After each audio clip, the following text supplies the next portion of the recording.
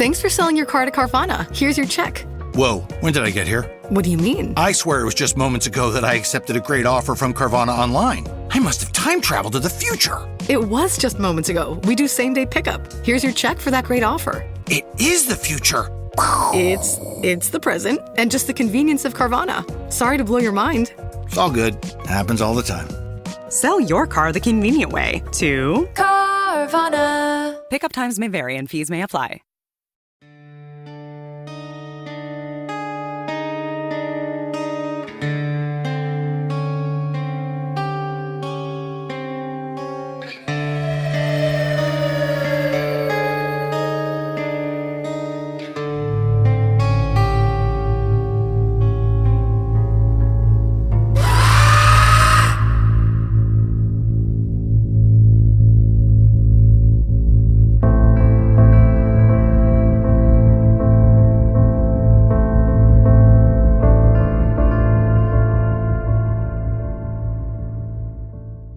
Hello and welcome to another episode of the Halloween Podcast. You're listening to episode 5 of our special Halloween countdown series, The Dark Record, where we explore 60 chilling and often unexplainable events pulled from history's darkest corners. Today's story takes us to Brazil, specifically to a hillside right outside the town of Rio de Janeiro, where 2 men were discovered dead under circumstances so strange, so precise in their weirdness, that the case has puzzled investigators, skeptics, and the public for nearly 6 decades.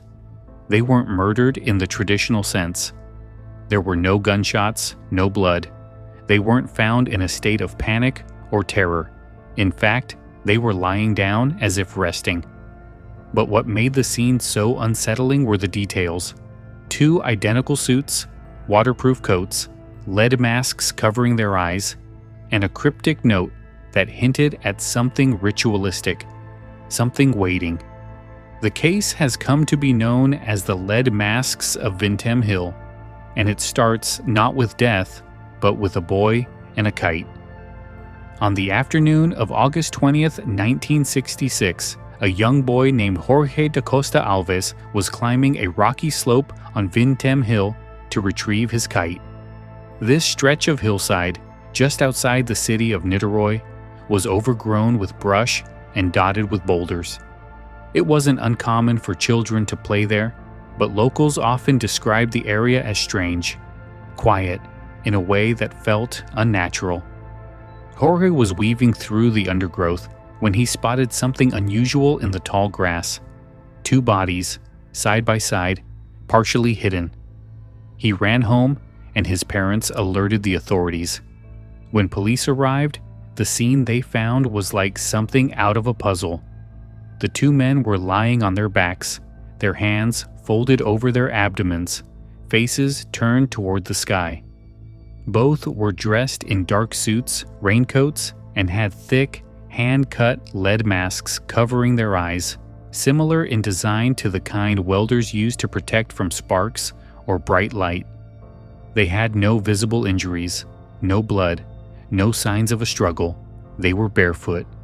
Nearby were a handful of items: an empty water bottle, a small wet towel, and a notebook with a single page of handwritten instructions. What it said made things even stranger. 1630 be at the determined place. 1830 ingest capsules. After effect, protect metals await signal mask.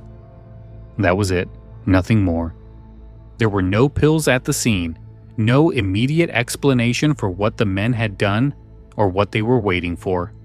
They carried no identification, but tucked into a coat pocket were several receipts, one for electrical resistors, another for a raincoat, and a bus ticket to Niterói. There was also a crumpled map of the area, as if one of the men had been following a route. That detail led police back to Campos dos Goitacazes, a small city a few hours away where the victims were finally identified. They were Miguel José Viana and Manuel Pereira da Cruz, 2 local technicians who owned a small electronics repair shop. They were friends, skilled, intelligent, and well-respected in their community. They had left Campos together on August 17th, telling family they were going to Niterói to buy work equipment.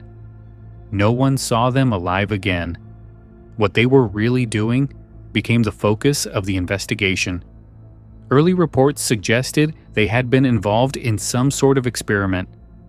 Investigators learned that both men had an interest in scientific spiritualism, a blend of Catholicism, Spiritist philosophy, and fringe electrical experimentation.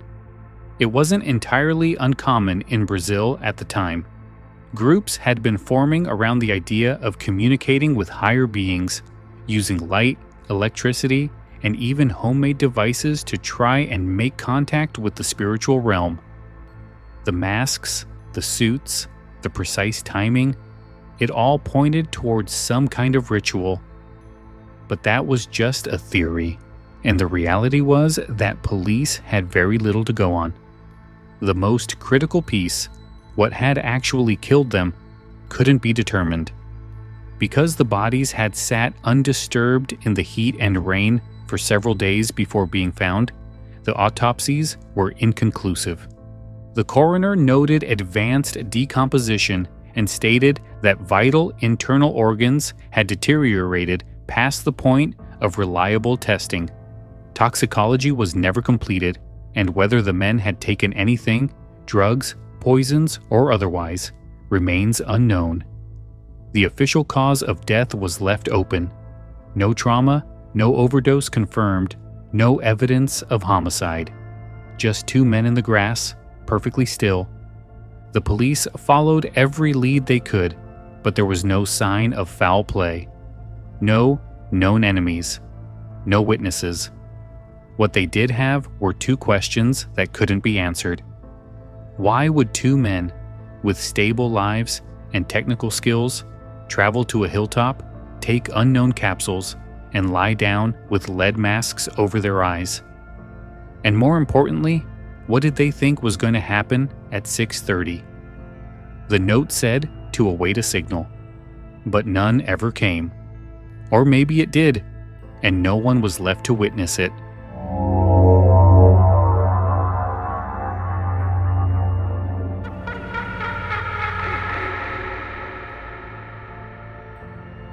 Miguel José Viana and Manuel Pereira da Cruz weren't strangers to strange ideas. In their hometown of Campos dos Goitacazes, they were known as quiet, intelligent men, technicians who fixed televisions, radios, and other electronics out of a small shop. They were dependable, good with their hands, and according to those who knew them, deeply curious. Not just about science, but about what might exist beyond it. Both men had developed a strong interest in spiritualist movements, particularly a Brazilian blend of Catholicism and Spiritism that included seances, mediumship, and something less commonly discussed, the use of technology to communicate with spirits or higher beings. They weren't alone in this pursuit. In the 1960s, Brazil was home to a number of small groups focused on blending electrical science with metaphysical experiments. The goal wasn't necessarily occult, it was framed as enlightenment, contact, or preparation for something greater. According to testimony from family and friends, Miguel and Manuel believed they were in touch with forces from another realm, possibly extraterrestrial, possibly divine. They believed that, under the right conditions, with the right timing and the right preparations, they could receive knowledge or power from these forces. Not just ideas, but energy, information, maybe even transformation. Their interest had deepened in the months leading up to August 1966. Family members noted that both men had become more withdrawn. They spent hours reading strange texts and drawing diagrams. At one point, Miguel reportedly told his sister that he was working on a secret experiment and that she wouldn't understand. On August 17th, they packed a small bag, said they were headed to Niterói to buy supplies for work, and boarded a bus. What they brought with them and what they did in the hours that followed would only deepen the mystery. receipts, and witness statements allowed police to reconstruct their movements. After arriving in Niterói that afternoon, they purchased 2 raincoats from a local store, despite the weather being dry and warm. Then, they entered a small electronic shop where they bought a set of waterproof components. These purchases weren't strange on their own, but what followed raised questions. They visited a bar. Miguel appeared nervous, according to the bartender, and ordered a bottle of water. He clutched it tightly when it arrived. A short while later, they were seen walking toward Vintém Hill. Witnesses noted that the men seemed anxious but determined, like they were following a schedule. No one saw them again after that. Back in Campos, their families were becoming worried. When the men didn't return that night or the next, the alarm was raised. Police initially thought it was a simple case of robbery or misadventure, but when the bodies were discovered days later, that theory evaporated. The items found with them painted a picture of purpose, not panic. The lead masks, cut by hand, weren't improvised. They had been fashioned with care, designed specifically to block out light. The raincoats were neatly folded beneath them. The water bottle was empty, likely consumed. The towel was damp, though why they brought it remains unknown. And the note, while strange, wasn't incoherent. It read like instructions. Some believed the capsules mentioned in the note were part of a drug ritual, maybe LSD or mescaline. Others thought it could have been barbiturates or a home-brewed concoction. But without a proper toxicology report, we'll never know. A former colleague later told police that the 2 men had taken part in similar experiments in the past. In one case, they reportedly retreated into the countryside to attempt a kind of contact ritual using energy, light, and meditation. During that experiment, they had returned safely. This time, they didn't. Some theorized that the hilltop was meant to be a kind of antenna, a place where signals, spiritual or otherwise, would be stronger. Others believed that the experiment was meant to prepare their bodies to receive a message or vision so intense that protective measures were necessary. The masks weren't to block light from the sun. They were to shield their eyes from something otherworldly, something they expected to see. And still, others believed it was all a miscalculation, that whatever they took overwhelmed them, that they died waiting for something that was never going to arrive. Their families, devastated, couldn't make sense of it. Their friends were stunned, and investigators had nothing but fragments. No clear cause of death, no evidence of foul play. Just 2 men, driven by belief, who had walked into the unknown with their eyes wide shut.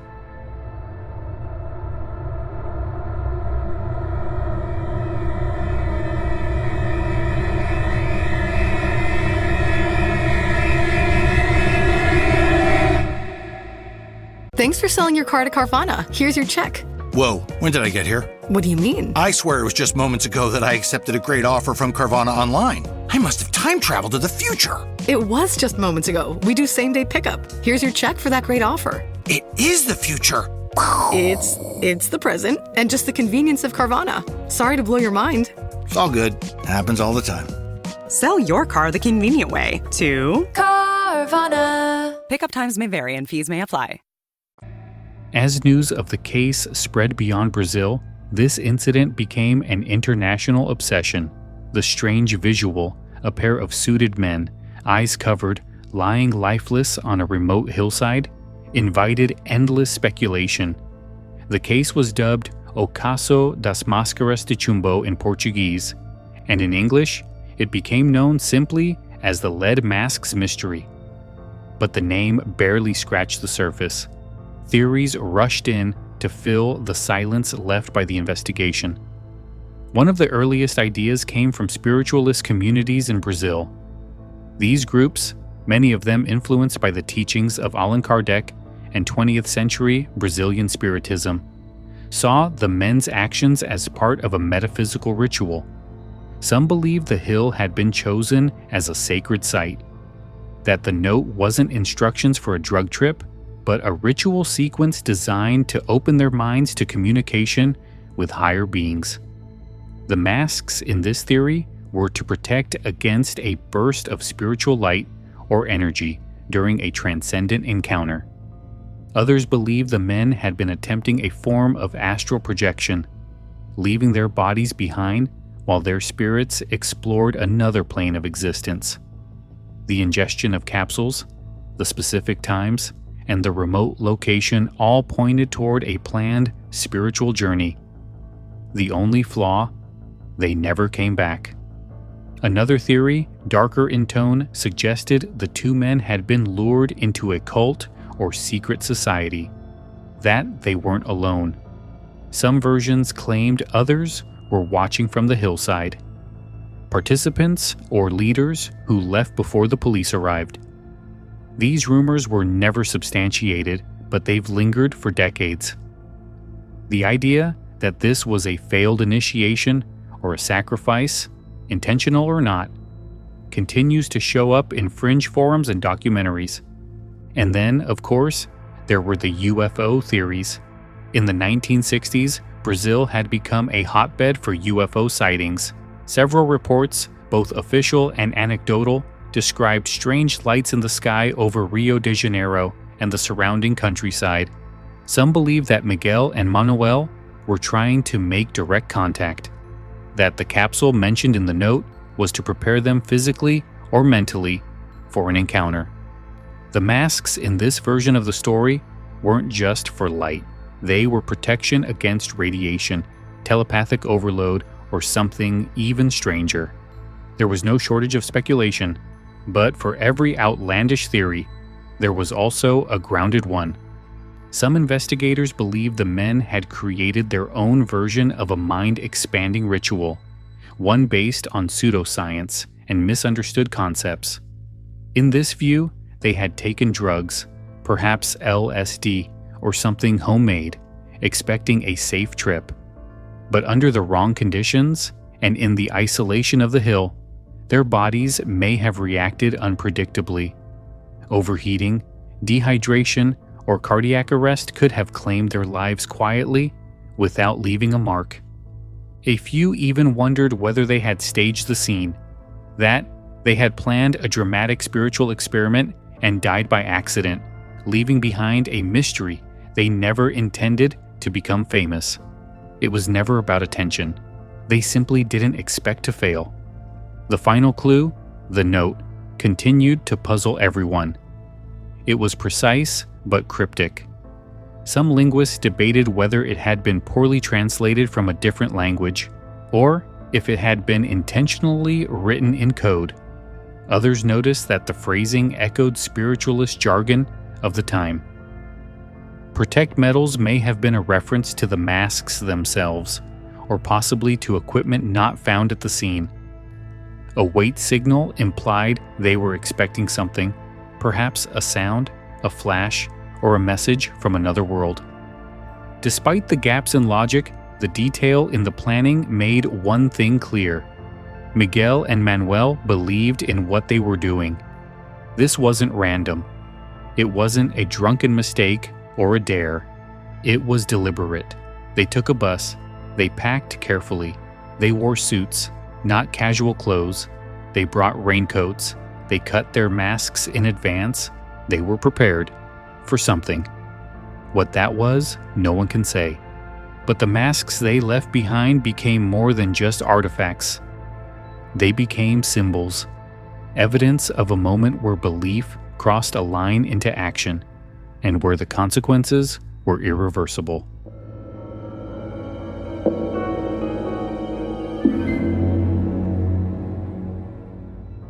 As public fascination grew, so did frustration with the investigation. From the start, the case had been plagued by mishandling. When the bodies were recovered, they had already begun to decompose, exposed to several days of heat and rain. But even accounting for those conditions, what followed bordered on negligence. The coroner assigned to the case noted that the vital organs, liver, stomach, heart, had degraded to the point of being useless for toxicology testing. But later accounts questioned whether those organs had even been preserved properly. There were conflicting reports. Some said the organs had been misplaced. Others claimed they had been incinerated prematurely. One version even suggested the testing was simply never carried out due to lack of resources. In the end, the result was the same.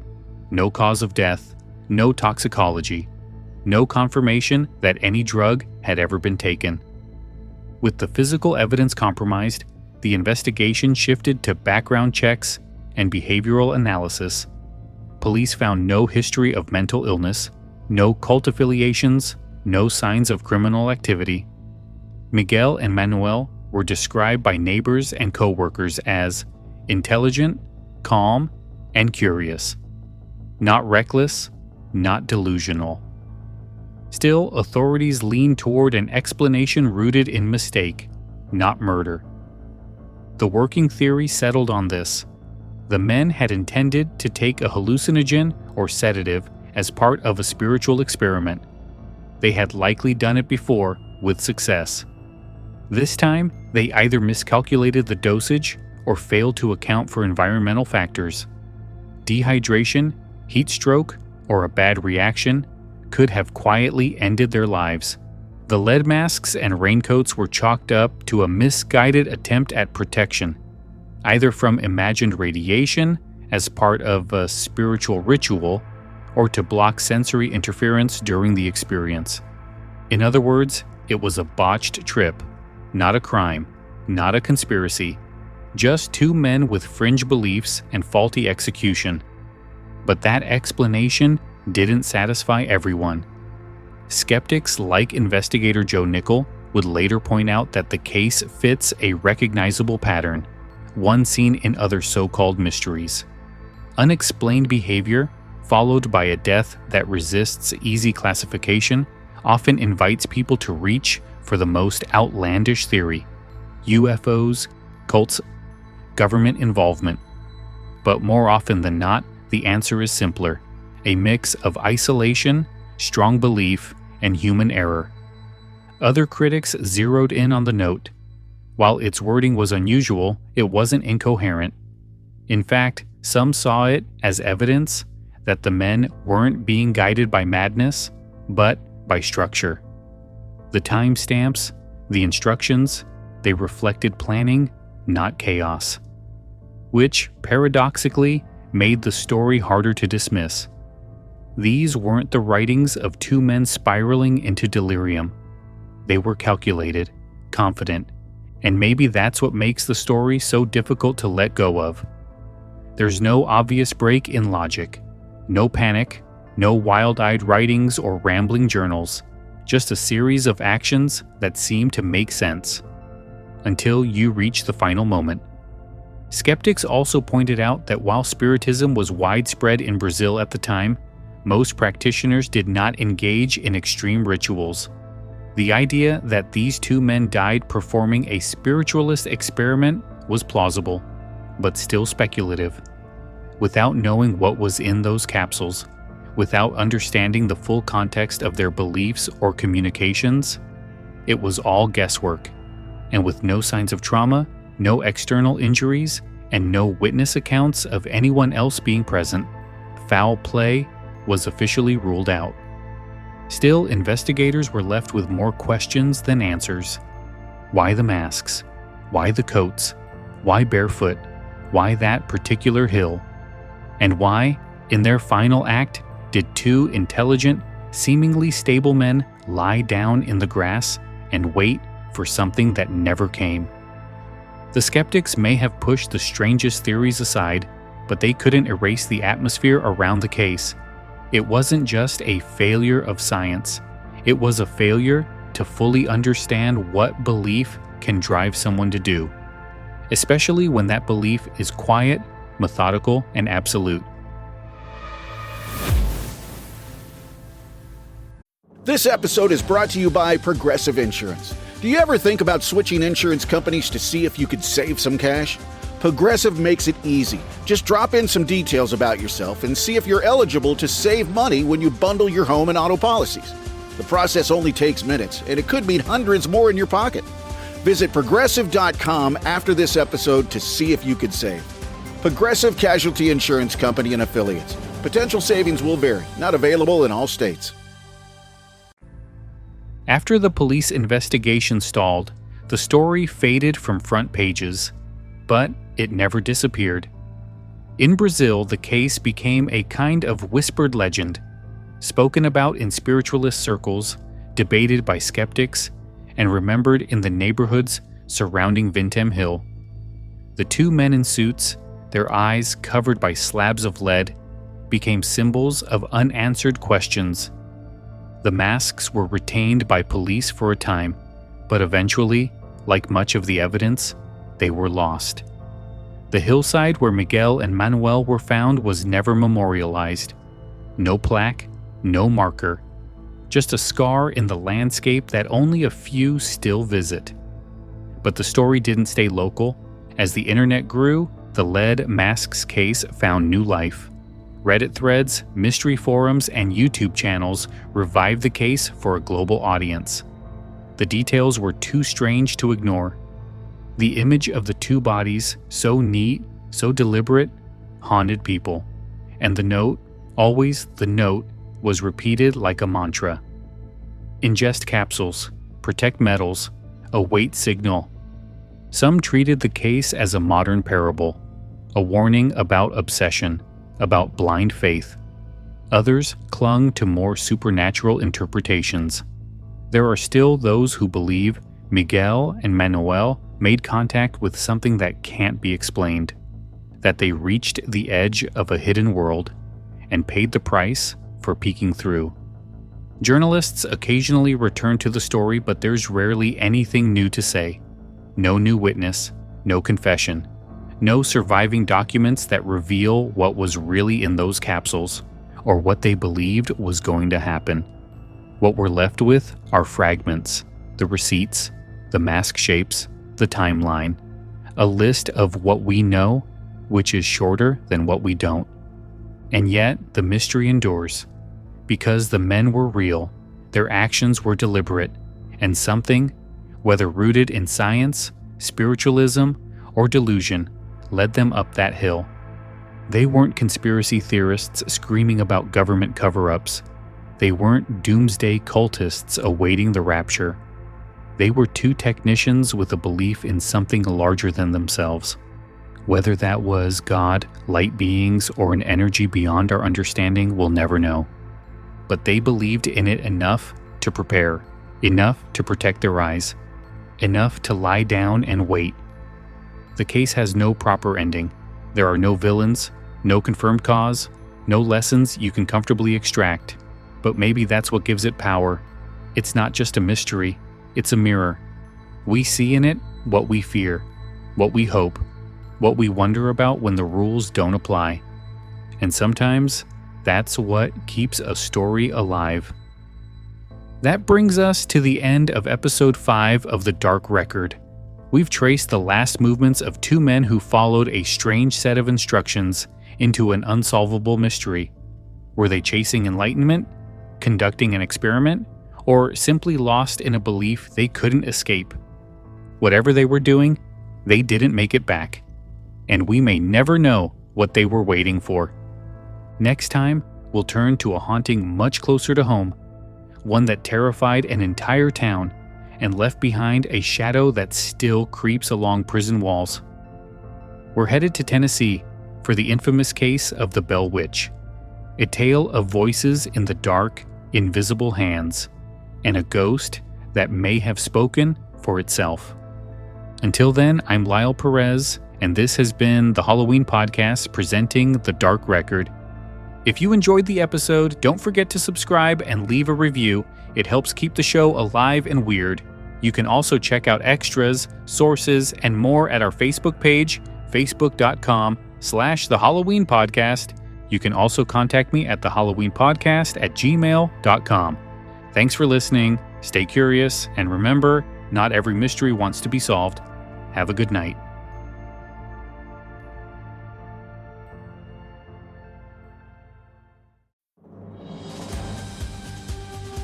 This episode brought to you by Progressive Insurance. Do you ever find yourself playing the budgeting game? Shifting a little money here, a little there, and hoping it all works out? Well, with the Name Your Price tool from Progressive, you can get a better budgeter and potentially lower your insurance bill too. You tell Progressive what you want to pay for car insurance, and they'll help find you options within your budget. Try it today at Progressive.com. Progressive Casualty Insurance Company and Affiliates. Price and coverage match limited by state law. Not available in all states.